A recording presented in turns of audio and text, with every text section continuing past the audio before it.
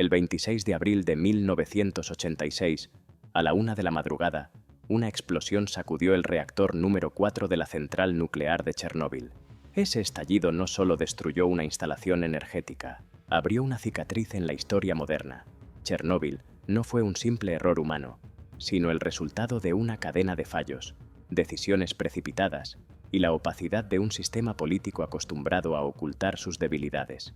Para entender lo que ocurrió aquella noche, hay que examinar tanto las características del reactor como el contexto soviético que permitió que una operación aparentemente rutinaria se convirtiera en una catástrofe irreversible. Y esta es la historia del desastre de Chernóbil.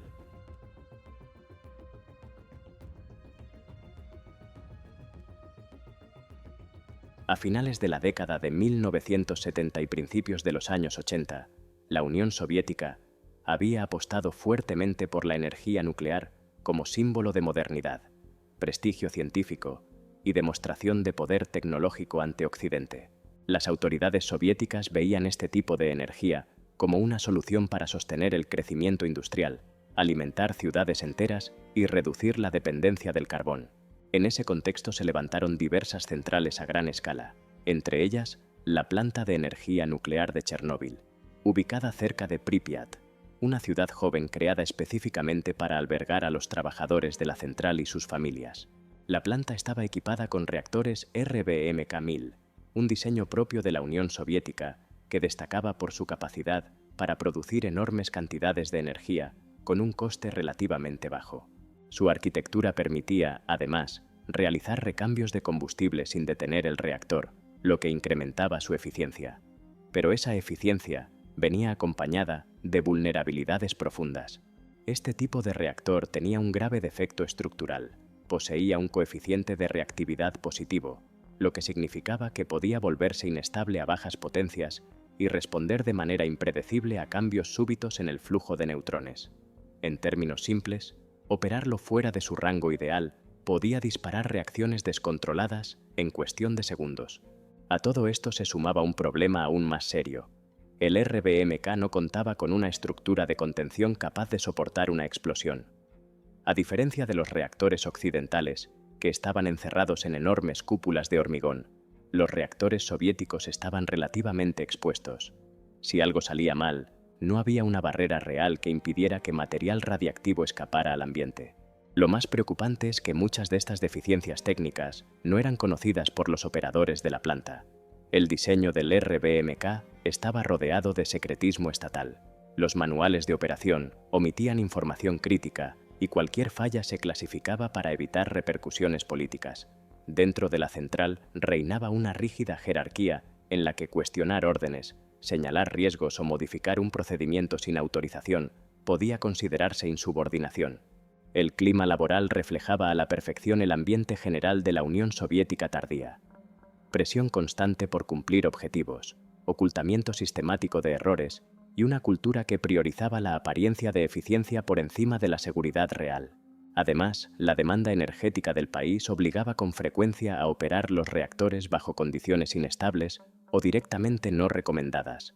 Los procedimientos, en teoría diseñados para garantizar la seguridad, eran modificados, ignorados o reinterpretados según las necesidades del momento. Esto generaba una desconexión peligrosa entre lo que se suponía que debía hacerse y lo que realmente se hacía cada día en la planta.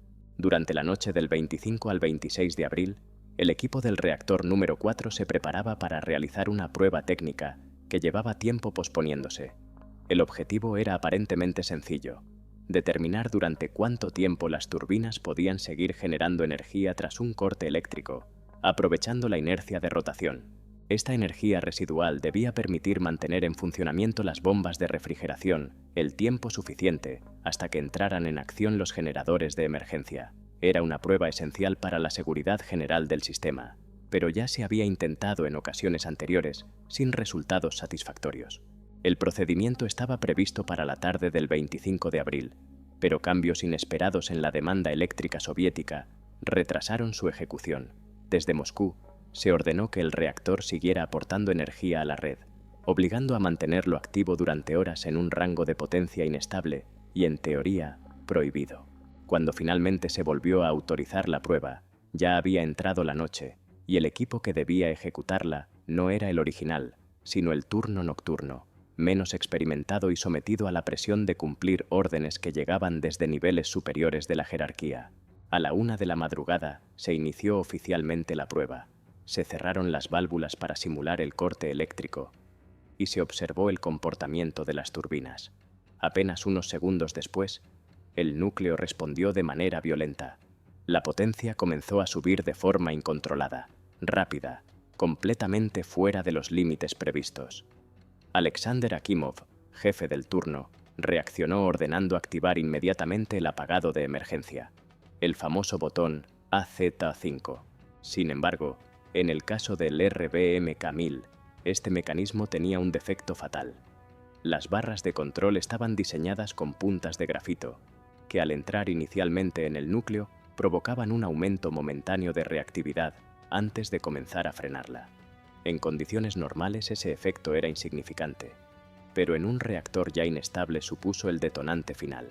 En escasos segundos, la potencia se multiplicó hasta alcanzar niveles imposibles de medir. Se produjo entonces una primera explosión, probablemente provocada por una acumulación de vapor. Un instante después, una segunda explosión, de naturaleza más violenta, destruyó por completo la estructura superior del reactor. El edificio quedó arrasado, las losas de hormigón fueron expulsadas al aire y el núcleo quedó expuesto, liberando material extremadamente radiactivo directamente a la atmósfera. El impacto humano fue inmediato y terrible. Los bomberos de Pripyat fueron enviados a la planta sin saber que se enfrentaban a radiación extrema. Pensaban que combatían un incendio convencional. Algunos recordaron haber visto un resplandor azulado sobre el reactor. Era ionización del aire, una señal de radiación intensa. Muchos de ellos sufrieron quemaduras químicas y síntomas de síndrome agudo por radiación en cuestión de horas. Varios morirían días después en hospitales de Moscú, convirtiéndose en los primeros sacrificados de una tragedia que apenas comenzaba. Mientras tanto, las autoridades soviéticas evitaron dar información a la población. La ciudad de Pripyat, con unas 50.000 personas, continuó su vida normal durante casi 2 días, mientras los niveles de radiación crecían sin control. No fue hasta la tarde del 27 de abril cuando comenzó la evacuación. A los residentes se les dijo que volverían en cuestión de días, pero nunca regresaron. En la central, cientos de trabajadores, soldados y especialistas luchaban por contener el incendio del núcleo. Helicópteros arrojaban arena, boro y plomo.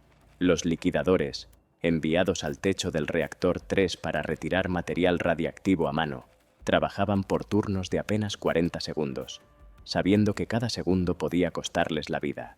Durante los primeros días posteriores a la explosión, la Unión Soviética trató de controlar estrictamente la narrativa sobre lo ocurrido. Las autoridades locales minimizaron los informes y Moscú no emitió ningún comunicado oficial. Incluso cuando ya había cientos de personas hospitalizadas con síntomas de exposición severa a la radiación, la vida en Pripyat y en las regiones cercanas seguía transcurriendo con aparente normalidad. No se emitieron advertencias a la población, no se distribuyeron pastillas de yodo, y durante casi 2 días completos, el régimen mantuvo un silencio absoluto. Mientras tanto, la nube radiactiva viajaba por Europa arrastrada por los vientos.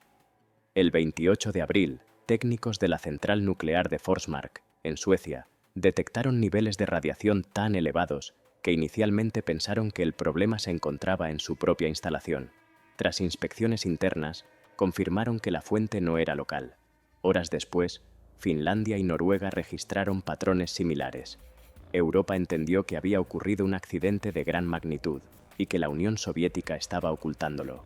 La presión diplomática obligó finalmente a Moscú a emitir un comunicado escueto, en el que se reconocía un accidente, pero sin detalles. От Совета Министров СССР. На Чернобыльской атомной электростанции произошла авария. Поврежден один из атомных реакторов. Принимаются меры по ликвидации последствий аварии. Пострадавшим оказывается помощь. Создана правительственная комиссия. Las imágenes captadas por satélites estadounidenses y las mediciones de países europeos fueron, durante varios días, las únicas fuentes de datos que permitían dimensionar la catástrofe. En la televisión soviética, El acontecimiento apenas recibió cobertura, y solo después de crecientes críticas internacionales, el gobierno divulgó intervenciones más completas. Министров СССР. На Чернобыльской атомной электростанции в течение 8-9 мая продолжались работы по ликвидации последствий аварии. С целью снижения температуры активной зоны ведется интенсивное охлаждение реактора. La gestión inicial del desastre puso de manifiesto los problemas profundos del sistema soviético, una burocracia rígida, un aparato político más interesado en proteger su imagen que en reconocer errores, y una cultura de secretismo que durante décadas había sido considerada una virtud del Estado. El miedo de los responsables locales a ser castigados por comunicar malas noticias causó retrasos en las evacuaciones, ocultamiento de datos críticos y decisiones que agravaron la exposición de miles de personas. La tragedia aceleró el desgaste de la confianza pública en el Estado, evidenció las limitaciones del modelo soviético y se convirtió en un símbolo del fracaso estructural del régimen. Muchos especialistas sostienen que, aunque no fue la causa principal, Chernóbil contribuyó de forma significativa al colapso de la Unión Soviética apenas 5 años después, al mostrar al mundo y a sus propios ciudadanos las consecuencias de un sistema incapaz de reaccionar con transparencia y eficacia ante una crisis de esta magnitud. El número exacto de víctimas sigue siendo motivo de debate. Oficialmente, se reconocieron unas 30 muertes inmediatas. Sin embargo, los efectos a largo plazo, especialmente cáncer de tiroides en quienes eran niños en 1986, suman miles de casos. La zona cercana a la planta permanece deshabitada, convertida en un extraño testimonio del abandono. Edificios vacíos, parques oxidados y una naturaleza que ha reclamado las ciudades. El sarcófago, construido en 1986, fue reemplazado décadas después por el nuevo confinamiento seguro, una gigantesca estructura diseñada para contener la radiación durante aproximadamente 100 años. Es un recordatorio de que las consecuencias del accidente aún están activas. Chernóbil no es solo la historia de una explosión, es la historia de un sistema que falló y de miles de personas que trataron de contener lo incontenible. Es un recordatorio de los riesgos que surgen cuando los errores se ocultan y cuando las estructuras políticas se anteponen a la seguridad humana. Aunque el reactor número 4 está ahora cubierto por una vasta cúpula de acero, la lección de Chernóbil sigue viva. Incluso la noche más tranquila puede esconder un punto de no retorno. Si el video te gustó, dale me gusta y suscríbete. Nos vemos en el próximo video.